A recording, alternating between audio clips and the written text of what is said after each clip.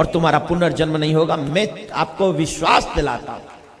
तीन देव की जो करते भक्ति, उनकी कदे ना होवे मुक्ति।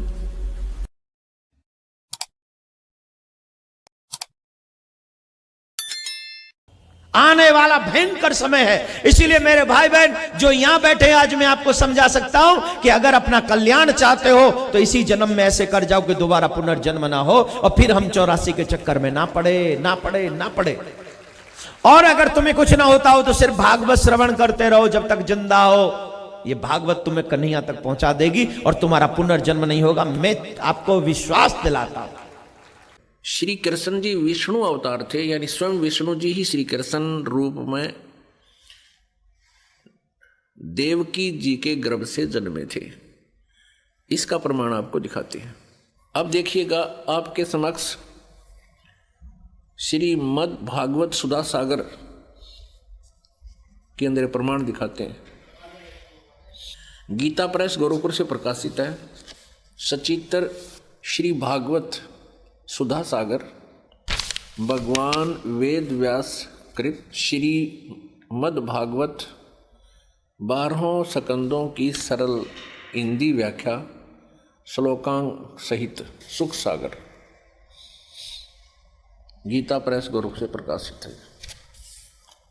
इसके मुद्रक एवं प्रकाशक है गीता प्रेस गोरखपुर। इसके पृष्ठ नंबर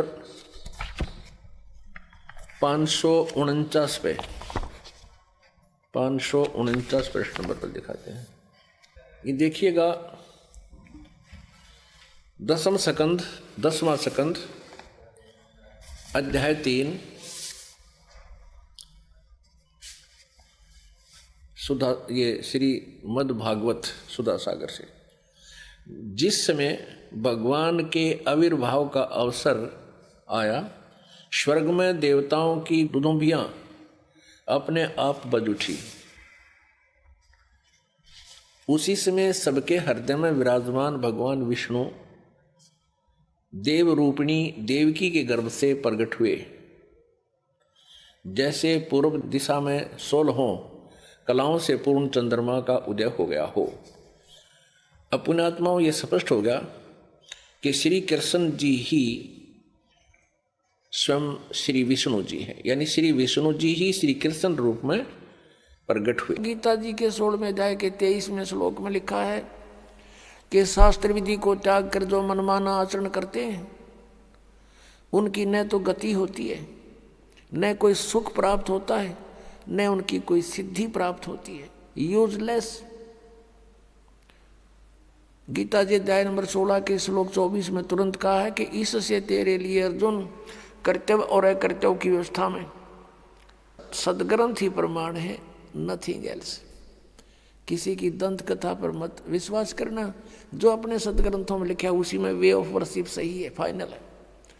अब जैसे ये श्री कृष्ण जी के पुजारी पवित्र हिंदू धर्म में जितने भी पुण्यात्मा हैं, अब गीता जी को सिरोधार्य मानते हैं और नाम जपते हैं हरे राम हरे कृष्ण, राधे राधे श्याम मिला दे, ओम नमः शिवाय, ओम भागवते वासुदेव नमः, एवं नमः। ये पता नहीं कितने मंत्र बना रखे। गीता जी में है कोई मंत्र ऐसा? गीता जी में फाइनल फैसला कर रखे है। गीता जी अध्याय नंबर 8 के श्लोक नंबर 13 में कहा कि ओम इति एक अक्षरम ब्रह्म व्यवहारण माम अनुसमरण ये प्रयाति तदंदेहम सयाति परमाम गति। मुझ ब्रह्म का, माम ब्रह्म, मुझ ब्रह्म का केवल ओम इति एक अक्षरम, ये ओम एक अक्षर है, नथिंग एल्स, और कुछ नहीं। उच्चारण करके सिमरण करता हुआ जो अंतिम श्वास तक, शरीर छोड़ने तक इसका सिमरण करता हुआ छोड़कर जाता है, यह प्रयाति तदंदेहम सयाति परमाम गति, वो परम गति को प्राप्त होता है। ओम से मिलने वाली परम गति, ओम से मिलने वाली श्रेष्ठ गति कौन सी है? ब्रह्मलोक प्राप्ति, क्योंकि ओम ब्रह्म का मंत्र है। गीता जी अध्याय नंबर 7 के श्लोक नंबर 18 में गीता ज्ञानदाता ब्रह्म श्री कृष्ण जी में बोल रहा है।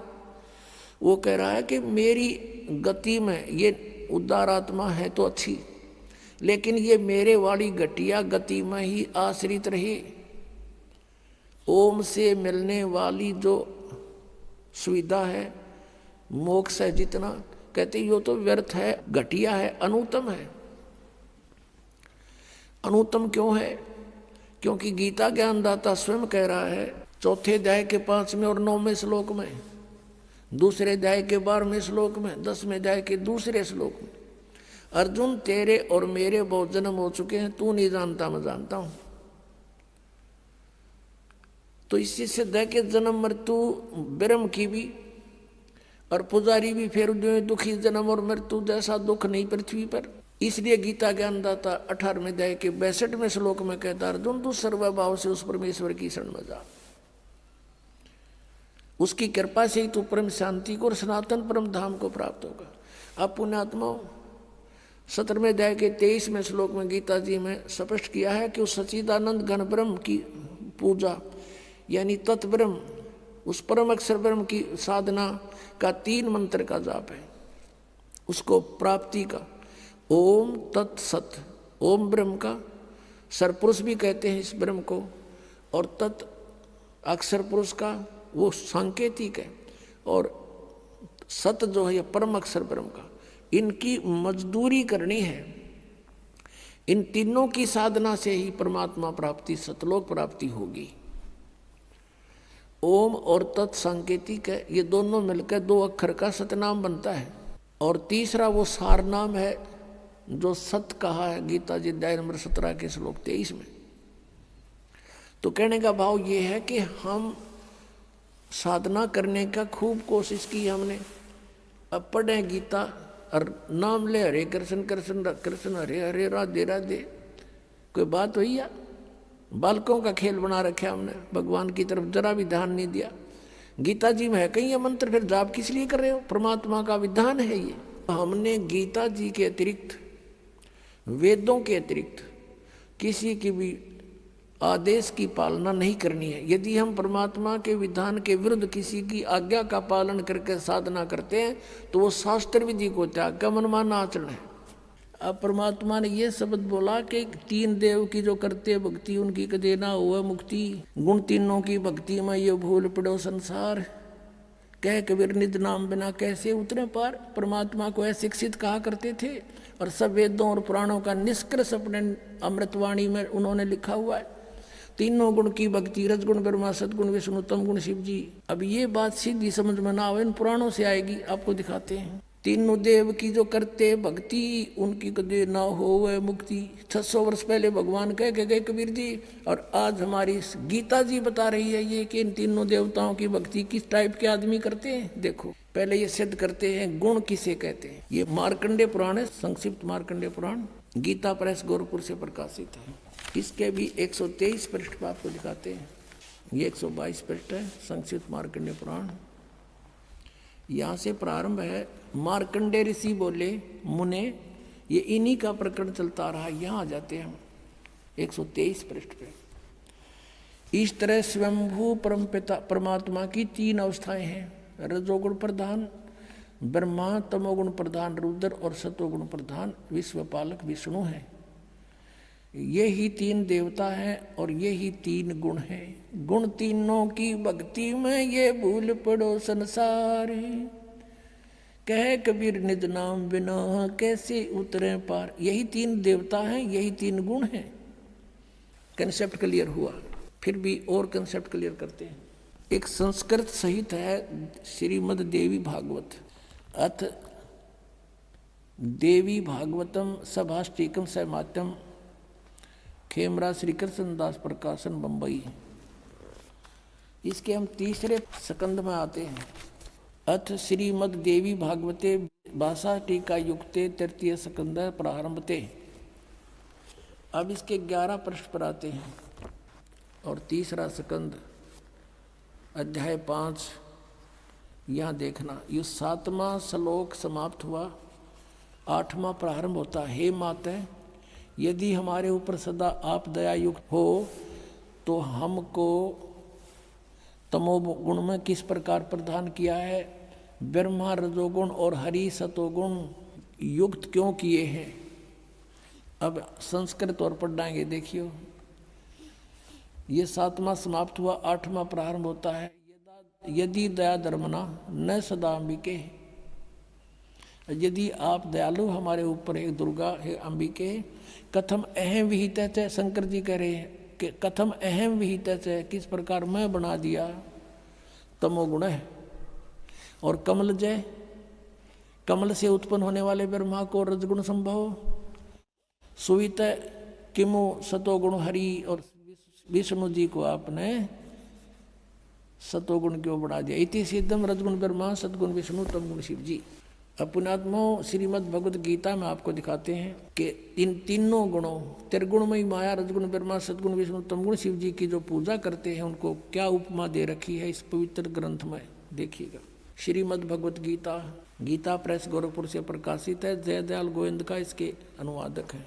अब ये 7वां अध्याय है। इसमें गीता ज्ञानदाता कहता है कि पार्थ, अनन्य प्रेम से मुझ में आसक्तित मेरे प्राण होकर योग में लगा हुआ, जिस प्रकार से संपूर्ण विभूति बल ऐश्वर्य युक्त गुणों युक्त सबके आत्म रूप समग्र यानी पूर्ण रूप से मुझको संशय रहित जानेगा, उसको सुन। इतने सा ज्ञान सुना दूंगा जो तू मुझे अच्छी तरह समझ जा, मैं क्या हूँ, मेरी क्या स्थिति है।